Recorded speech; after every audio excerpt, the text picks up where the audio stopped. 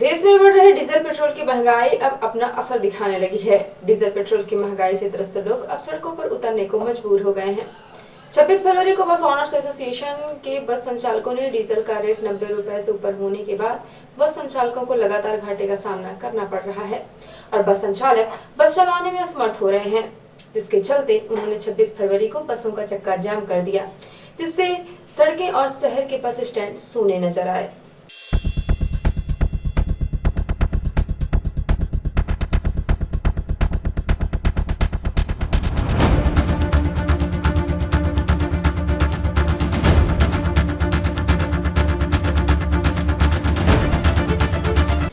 वहीं diesel petrol की महंगाई से तंग शहर में आज ऑटो मालिकों ने भी अपने ऑटो का संचालन बंद रखा। डीजल पेट्रोल की बढ़ी महंगाई ने लोगों के जख्मों पर नमक छिड़कने का काम कर दिया है। ऐसे में बस और ऑटो चलाने वाले संचालक अब किराया बढ़ाने की मांग पर अड़ गए हैं। किराया बढ़ाने को लेकर बस और ऑटो संचालकों द्वारा की गई आज की हड़ताल अब जनता के गले की हड्डी बनने वाला है, क्योंकि शासन प्रशासन द्वारा लगाए जाने वाले किसी भी टैक्स का खामियाजा तो सिर्फ आम जनता को ही भुगतना पड़ता है। घूम फिर कर सारे टैक्स जनता के गले में ही आकर फांसी का फंदा बनेंगे। अब देखना यह है कि शासन प्रशासन जनता को बचाता है या किराया बढ़ाकर जनता के लिए और मुसीबतें खड़ी करता है। 26 फरवरी को जीएसटी टैक्स की विसंगतियों को लेकर जिले भर के व्यापारियों ने प्रदेशव्यापी बंद हड़ताल में शामिल होकर पूरे सीधी में अपनी दुकानें बंद रखी और सरकार से जीएसटी के नियमों के सरलीकरण की मांग की। 26 फरवरी की सुबह से ही व्यापारी सीधी शहर की सड़कों पर नजर आए और लोगों से अपनी दुकानें बंद करके जीएसटी टैक्स के नियमों का विरोध करने की लोगों से अपील की। शहर में निकले व्यापारी संघ के पदाधिकारियों ने सिटी हलचल को जीएसटी टैक्स से संबंधित अपनी समस्याएं बताई और मोदी सरकार पर सवाल उठाए और कहा कि इस सरकार ने एक टैक्स एक देश की बात कही थी, लेकिन जीएसटी के टैक्स में कई विसंगतियां हैं। जो जीएसटी कानून लागू किया गया है, इसमें बहुत सारी कमियां हैं। अभी जो नया कानून आया है, उस नए कानून में तो व्यापारी टैक्स भरने के लिए तैयार है। सरकार जितना चाहे टैक्स व्यापारियों पर लगाए, हम लोगों को टैक्स थोड़ी देना है। टैक्स तो आम उपभोक्ता देगा, हम लोग तो पास कर देंगे उसको। हम लोग जीएसटी में सरलीकरण चाहते हैं कि जीएसटी को सरल किया जाए। ये आज का जो भारत बंद का आह्वान है, हमारी 2 ऑल इंडिया लेवल की संस्थाएं हैं जो रजिस्टर्ड हैं, मान्यता प्राप्त हैं, कैट एवं भारतीय व्यापार मंडल। इन दोनों के आह्वान पे ई कॉमर्स एवं जीएसटी के विरोध में मैं आपसे एक सवाल करना चाहूँगा। सरकार जब ये जीएसटी लाई थी, कहा था कि 1 नेशन 1 टैक्स, कहा था कि एक देश एक ही तरह का टैक्स होगा, लोगों की समस्याएं खत्म हो जाएंगी, व्यापारियों की परेशानी खत्म हो जाएंगी। टैक्स देते हुए जीएसटी का इतना अरसा बीत गया, क्या लगता है आपको ये टैक्स क्या अच्छा है? नहीं, यदि टैक्स अच्छा होता तो हम लोग व्यापारी लोग विरोध में क्यों आते?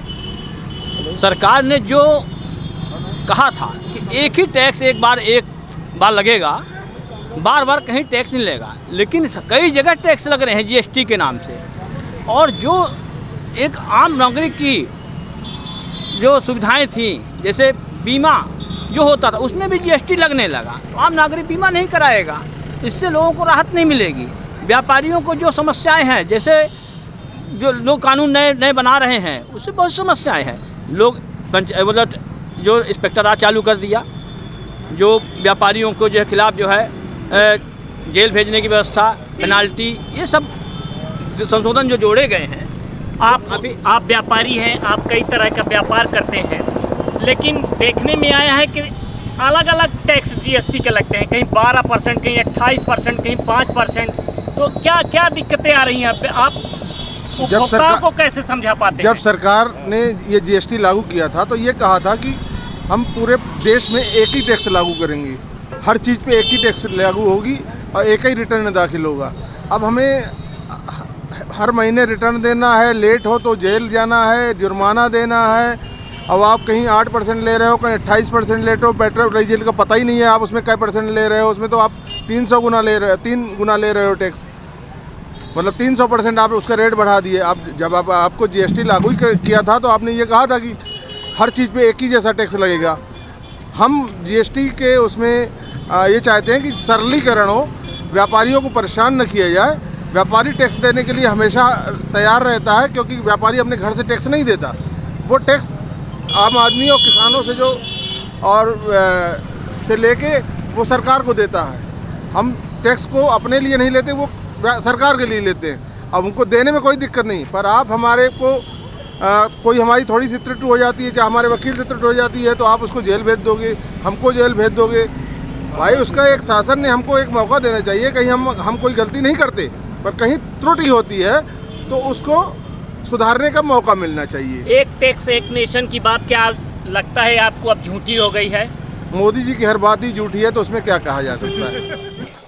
26 फरवरी को सीधी शहर के एक रेस्टोरेंट में भाजपा जिलाध्यक्ष इंद्रशरण सिंह चौहान की अध्यक्षता में आयोजित पत्रकार वार्ता को संबोधित करते हुए मध्य प्रदेश भारतीय जनता पार्टी के प्रदेश उपाध्यक्ष कांतदेव सिंह ने इलेक्ट्रॉनिक और प्रिंट मीडिया के प्रतिनिधियों को संबोधित करते हुए कहा कि सुंदर, स्वच्छ और बहुमुखी विकास की ओर बढ़ता हो नगर अपना, इस थीम के साथ भारतीय जनता पार्टी नगरीय इस बार निकाय के चुनाव में उतरेगी।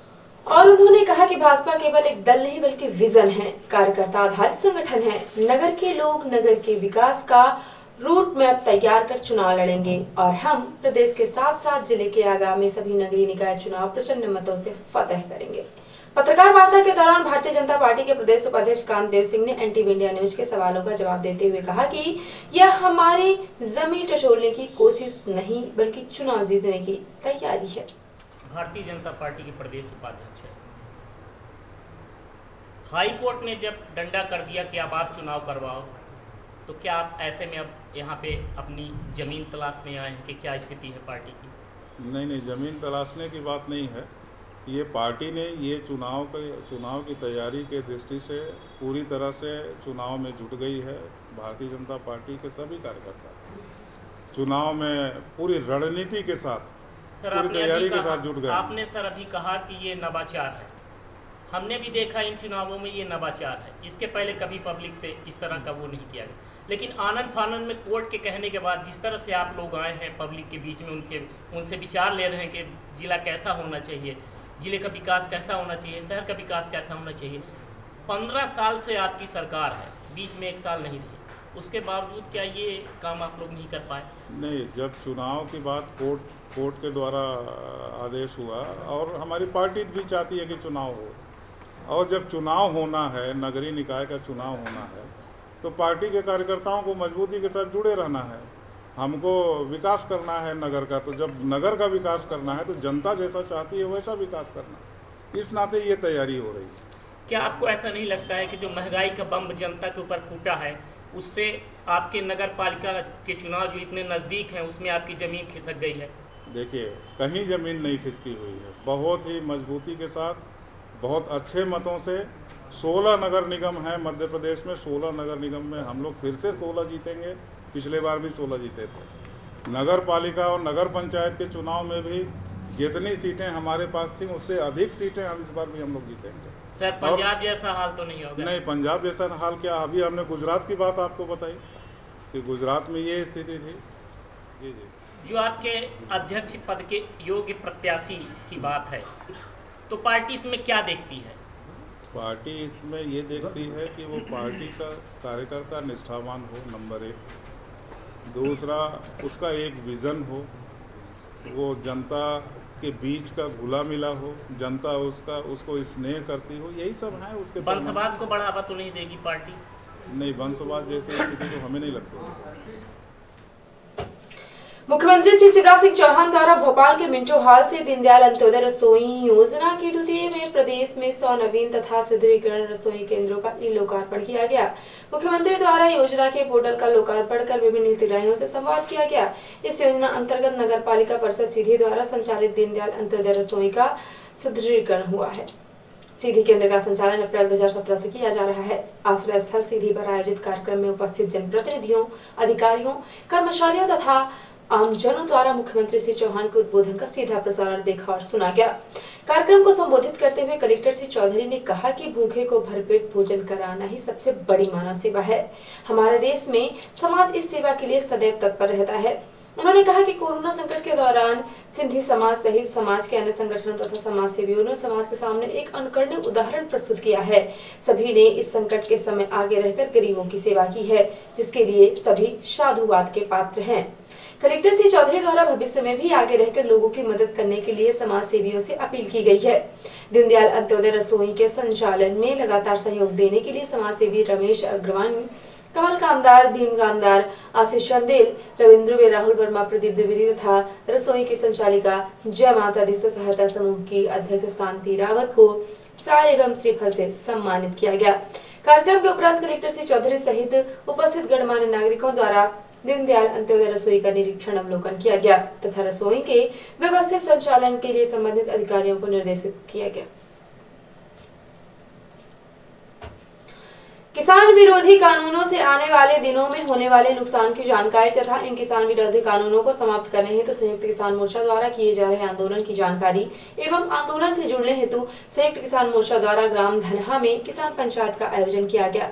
किसान पंचायत को संबोधित करते हुए किसान पंचायत के मुख्य अतिथि तथा रोको टोको ठोको क्रांतिकारी मोर्चा के संयोजक उमेश तिवारी ने कहा कि जिन किसानों ने वोट देकर मोदी सरकार बनाई, उन्हीं किसानों से विश्वासघात करके लॉकडाउन के दरमियान जब सब कुछ बंद था, चोरी छिपे अपने उद्योगपति मित्रों के मुनाफे के लिए जिन्होंने चुनाव में मोदी जी के विज्ञापनबाजी में हजारों करोड़ रुपए लगाए थे, उन धन पिशाचों की अकूत पूंजी को उड़ान देने की नीयत में मोदी जी ने यह तीनों किसान विरोधी काले कानून बनाए हैं।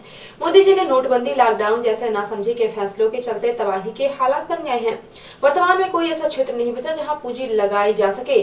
पूंजीपतियों की कमाई की चिंता से मोदी जी चिंतित होकर यह तीनों किसान विरोधी कानून को बनाए हैं। किसान पंचायत की अध्यक्षता कर रहे भारतीय किसान यूनियन रीवा संभाग के अध्यक्ष उमेश पटेल ने कहा कि मोदी सरकार सिर्फ आपस में लड़ाने का काम और उद्योगपतियों के हित का काम कर रही है। किसान पंचायत को मुकेश कुशवाहा सतना, विश्राम यादव, गजेंद्र सिंह, भारत शरण वैस, लालजी वैस, बलराज सिंह, शिव कुमार सिंह, विनोद सिंह, गजेंद्र सिंह कदवाल, भुसेल वैस आदि ने संबोधित किया। किसान पंचायत में खड्डी 42 क्षेत्र के कई गांवों के किसान एवं किसानी से जुड़े मजदूर उपस्थित रहे। और अब से प्रादेशिक हलचल। कांग्रेस में घमासान, अरुण यादव ने कमलनाथ पर साधा निशाना, बोले हम गोडसे नहीं गांधी की विचारधारा की पूजा करते हैं। जीएसटी के प्रावधानों को लेकर भारत बंद, भोपाल में दिखा बंद का असर, व्यापारी न तो सड़कों पर निकले और न ही दुकान खोली। मध्य प्रदेश में 100 दीनदयाल रसोई शुरू, मंत्री सारंग का तंज, कमलनाथ ने भ्रष्टाचार करके खुद का पेट भरा। और राष्ट्रपति की सुरक्षा की तैयारियां तेज, 6 और 7 मार्च को जबलपुर और दमोह में कई कार्यक्रमों में होंगे शामिल। और अब पेश है राष्ट्रीय हलचल। पश्चिम बंगाल, केरल, तमिलनाडु, असम और पुडुचेरी में चुनाव आयोग ने किया चुनाव की तारीखों का ऐलान। भारत पाक बातचीत के पीछे भी डोभाल, इमरान की सैन्य सलाहकार से मिले, पाक आर्मी चीफ से भी कम्युनिकेशन रखा। ममता बनर्जी का इलेक्शन कमीशन पर हमला, दीदी ने कहा आयोग ने मोदी और शाह के चुनावी दौरे के हिसाब से तारीखें तय की। और स्टेडियम के बहाने शिवसेना का तंज, लिखा मोदी महान है, स्टेडियम का नाम बदलकर उनका कद छोटा किया गया। और अब पेश है प्रमुख हलचल। डीजल पेट्रोल की महंगाई से तंग बस और ऑटो संचालकों ने जिले में की हड़ताल, आज जाम रहे बस और ऑटो के चक्के, सूनी रही बस स्टैंड। जीएसटी टैक्स की विसंगतियों को लेकर जिले भर के व्यापारियों ने अपनी दुकानें बंद रखकर किया विरोध, टैक्स के सरलीकरण की मांग की। सीधी नगर पालिका का चुनावी रोड मैप बनाकर विकास के आधार पर जीत हासिल करेंगे, कहा बीजेपी प्रदेश उपाध्यक्ष कांत देव सिंह ने। दीनदयाल अंत्योदय रसोई योजना का हुआ लोकार्पण, भूखे को भोजन कराना ही सबसे बड़ी मानव सेवा है, कहा कलेक्टर रविंद्र चौधरी ने। और किसानों की जमीन छीनने की साजिश है, तीनों कृषि कानून, कहा उमेश तिवारी। तो ये थी आज की प्रमुख हलचल। यदि आप न्यूज फेसबुक पर देखते हैं तो पेज को लाइक और फॉलो करें, यूट्यूब पर देखते हैं तो चैनल को लाइक, शेयर और सब्सक्राइब करना बिल्कुल ना भूलें। आप किसी भी न्यूज को तत्काल पढ़ने के लिए लॉग इन करें www.ntvndianews.com।